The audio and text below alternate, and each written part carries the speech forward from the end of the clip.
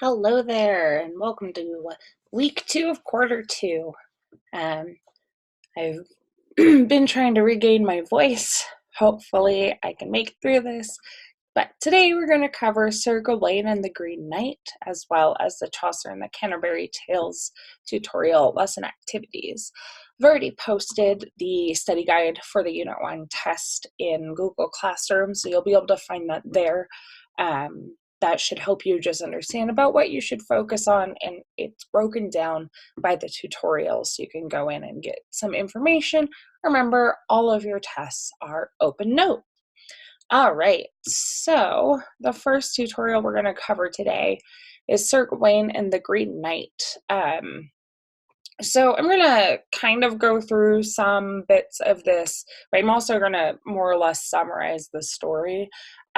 But this is just where the information picks up in the tutorial regarding this actual story. It's super important that you do read the bits before to have an understanding of what medieval life was like, and kind of like this whole setup, the legend of King Arthur, and all of that.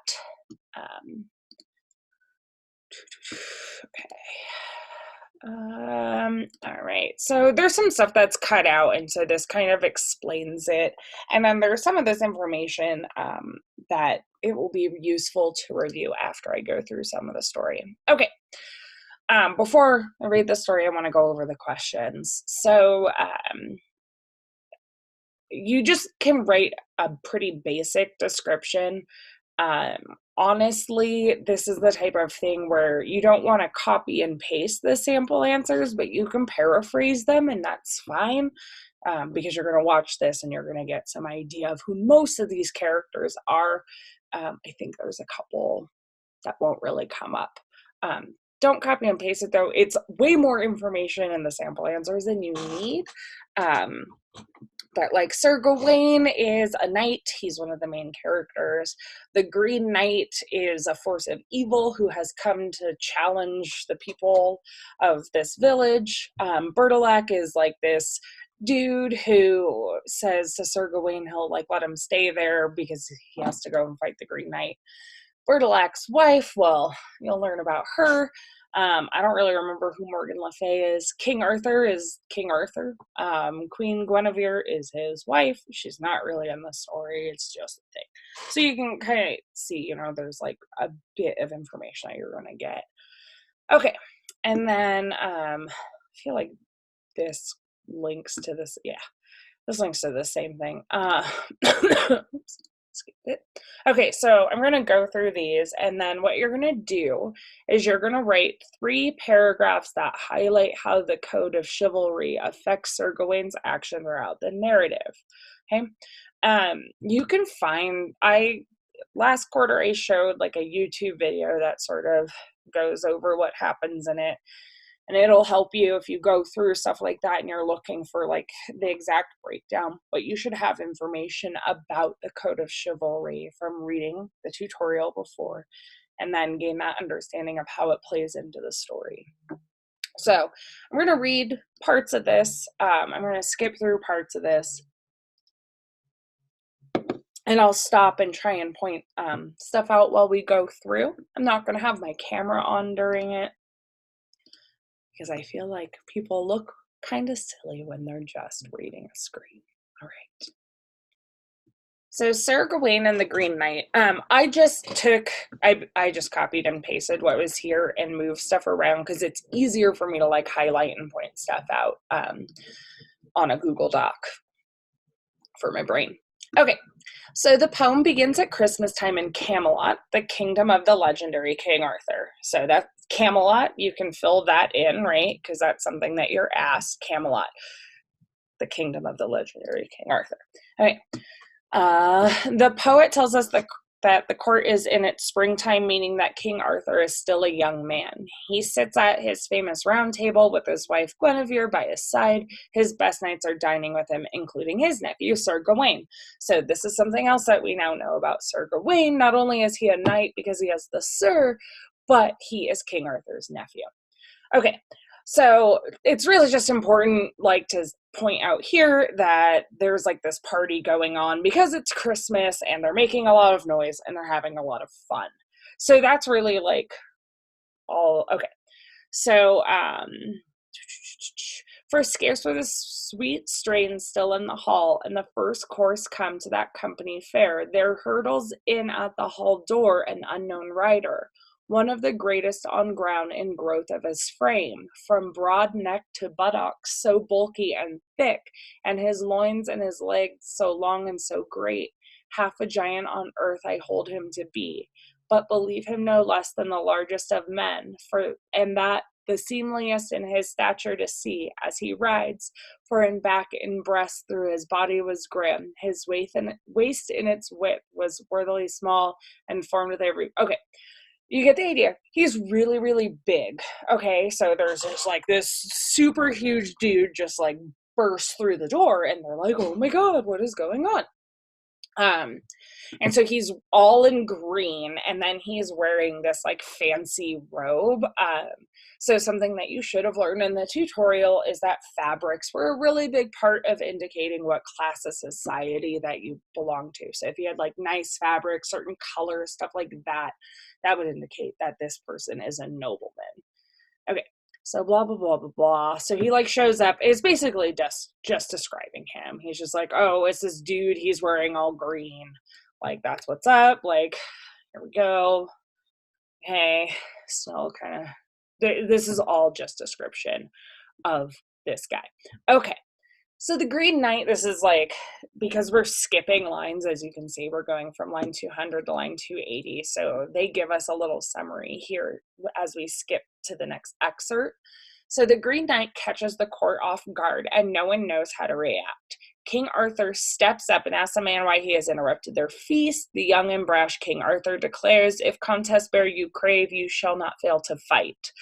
So basically, King Arthur is like, who do you think you are if you're going to come in here and try to, like, challenge me and stuff?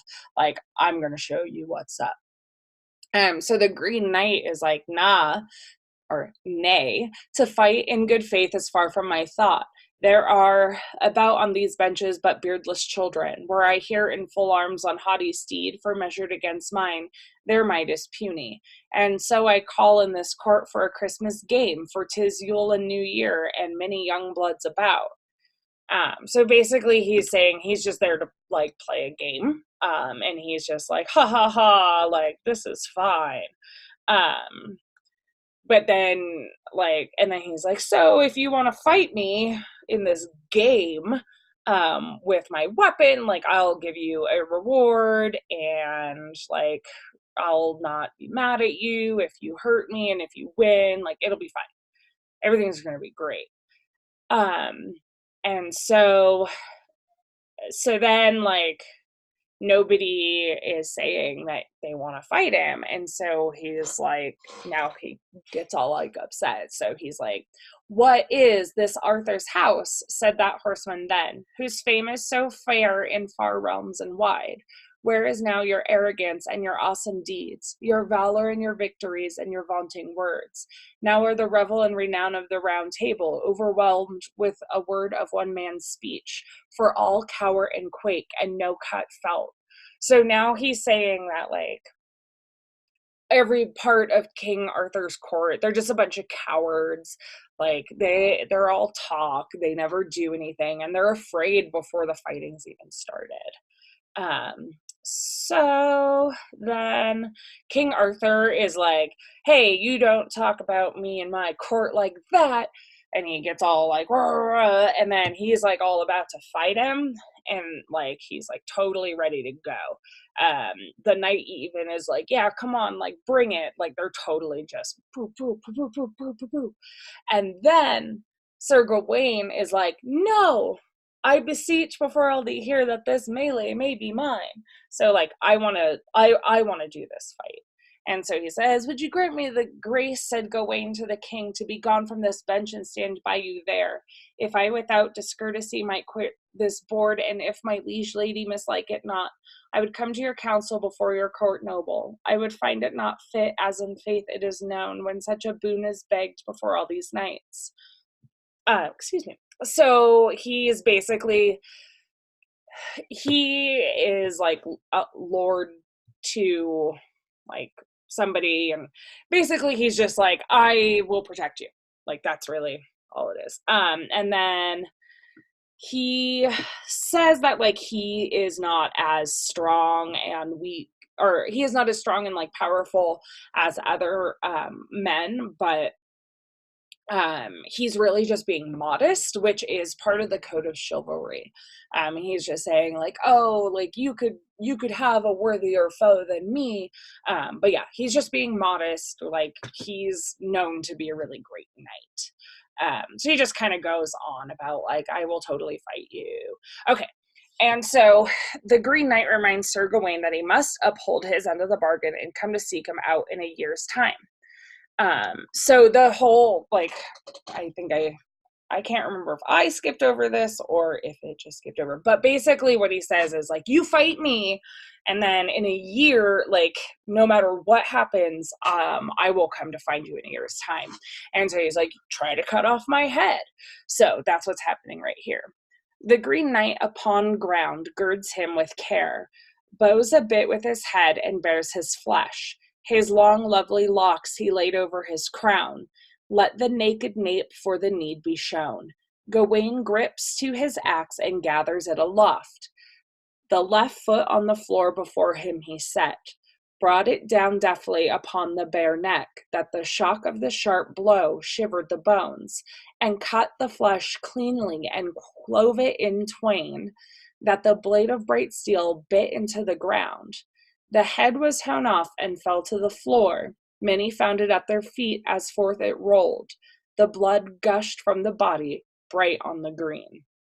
So the Green Knight pulls his hair back, like pulls his armor back, pulls his, it's just like already, he's like, here's my neck, cut my head off. And then Gawain just like chops his head off, and that happens. And then, Yet fell not the fellow, no faltered a whit, but stoutly he starts forth upon stiff shanks, and as all stood staring, he stretched forth his hand, laid hold of his head, and heaved it aloft. Aloft means overhead. And then goes on the green steed, grasped the bridle, stepped into the stirrup, bestrides his mount, and his head by the hair in his hand holds, and as steady he sits in a stately saddle as he had met with no mishap, nor missing were his head. Okay, so Gawain cuts this dude's head off, and then the dude just, like, without missing a beat, just picks it up and holds it over his head, and is like, no big deal. And then he's like, yo, I'll see you in a year. Like, that's basically just, he's just like, yeah. It's like a mic drop, except he picked up his own head. So he's like, unless you're a coward, but I'm still going to find you. Anyway, the Green Knight leaves, and the Green Knight leaves the stunned King Arthur in his court. A year passes. Soon as Christmas time again, and it is time for Gawain to seek out the Green Knight and his green chapel. Sir Gawain leaves the safety of Camelot for the danger of the wilderness. He encounters many difficulties. He becomes upset when he realizes that he may spend Christmas in the wild. He prays to God and Mary. As soon as he does, a beautiful castle appears. Okay, real fast. So let's talk here about how something that's happened so far that shows his code of chivalry. So he's done two things. One, he claims his modesty, but more importantly, he is currently standing up, he stood up to protect his king. So that's like really big. So he risks his own life knowing that he could totally be killed by this giant dude for his king, and that's part of the code of chivalry. Okay. Sir Gawain meets the lord of the castle. He is a burly, good-natured man and invites Gawain to stay with him for the Christmas holidays. Soon after he meets the lord of the house, he is introduced to the lady of the house. Sir Gawain is immediately attracted to her. He cannot help but compare her to the withered old lady by her side. Gawain agrees to stay with them. Okay, so these people that he's staying with are the Bertilaks. So just keep that in mind. So these are the people that he's staying with, and he's attracted to the wife. And so Bertilak basically takes him aside immediately and tells him that there's a catch. So, and Gawain, said the good host, agree now to this. Whatever I win in the woods, I will give you at eve, and all you have earned you must offer to me. Swear now, sweet friend, to swap as I say, whether hands in the end be empty or better. So he's basically just saying, like, hey, like, I'll go hunting, I will feed you, I'll take care, like, you know, you'll be good, you have a roof, you've got food, but you have to tell me everything that happens in the day. And Sir Gawain's like, yeah, like, for sure. Why is there, like, any reason why I wouldn't tell you? And so then they get drunk, and then they're just, like, hanging out, having fun, and then Sir Gawain goes to bed. In the morning, Bertilak goes out hunting as he said he would, and then Gawain's just like, I'm going to sleep in because I got nothing to do. And then Lady Bertilak is all, like, coming in. And she comes in and flirts with him. He doesn't know what to do because she's in there, and she's like, they're both totally flirting with each other. Yeah, she's trying to seduce him. She's just like, oh, ha ha ha ha, no one will know, la la la la. That's basically all that's happening. And then he's like, oh, she's like, oh, just at least like a kiss. The lady eventually wins the debate, and she and Gawain kiss. Gawain does not tell his host, but instead offers a friendly kiss when the host brings home his killings from a day of hunting. In this way, he is sharing what he earned in the castle. The next day, the lady comes to seduce Gawain again, and they kiss once more. On the third day after they kiss, she tries to give him a gift. He does not accept it. Next, she offers him her green and golden girdle made of silk. She tells him that the girdle will protect him from any weapon, and that anyone who wears the girdle would never get hurt. Gawain realizes the girdle could protect him from the Green Knight. He accepts her gift. At the end of the day, he does not present the girdle to his host, but keeps it a secret. The next day, Gawain leaves to find the Green Chapel. Soon after leaving the castle in the woods, Sir Gawain stumbles upon the Green Chapel. He does not see anyone, so he calls out. And so he finds where he's supposed to go find the Green Knight, and then he does. And the Green Knight's like, come on, I got this big old axe, I'm ready to cut your head off. Okay. And he's just like, oh, like, you found me so quickly. Like, and then he goes to cut his head off once, and then Sir Gawain winces, like, when the Green Knight goes to swing, and then the Green Knight is, like, upset because he's a coward. You are not Gawain the Glorious. You never fell back in the field and face of the foe. So he's just like, you're a wimp. And so he goes again. So the Green Knight takes another swing, but stops it before it does damage yet again. This time, Gawain does not flinch. By this point, Gawain is angered. He wants the Green Knight to get on with it. So then he brings up for his third and final swing, but he only nicks his skin, and a tiny bit of blood falls. And so Gawain is super annoyed that the Green Knight keeps swinging at him and is not killing him or whatever, and then he's fulfilled his part of the bargain, and he's like, if you swing again at me, I'm going to fight back. But basically what happens is you find out that the Green Knight is Bertilak. He is the host of the castle. He's the one married to the woman that Gawain's been kissing. And so all three of them are for him not keeping the promise that he gave for staying at his house. So the Green Knight goes on to explain that the third swing and the only cut is for Gawain's acceptance of the green and golden girdle, which he did not share with his host. The Green Knight explains that Gawain lacked loyalty to his lord by not handing over the girdle at the end of the third day. Recall the knight's primary motto was loyalty to Lord, God, and Lady. Gawain is ashamed, and he admits he was a coward and is embarrassed. And so then he wants to give, he tries to say, like, oh, I'm so sorry, I'm so ashamed of myself. And then the Green Knight, Burlak, wants to give him the girdle. And so we just have examples throughout that of how his code of chivalry. So like he prays and he finds this castle. He stands up for King Arthur.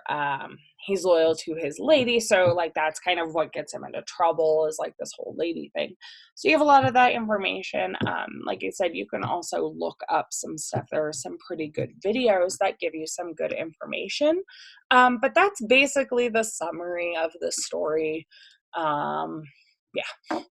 Sorry, I don't want to read anymore because my voice is sore, but yeah. Okay. So that is the info that you need for the Sir Gawain and the Green Knight tutorial.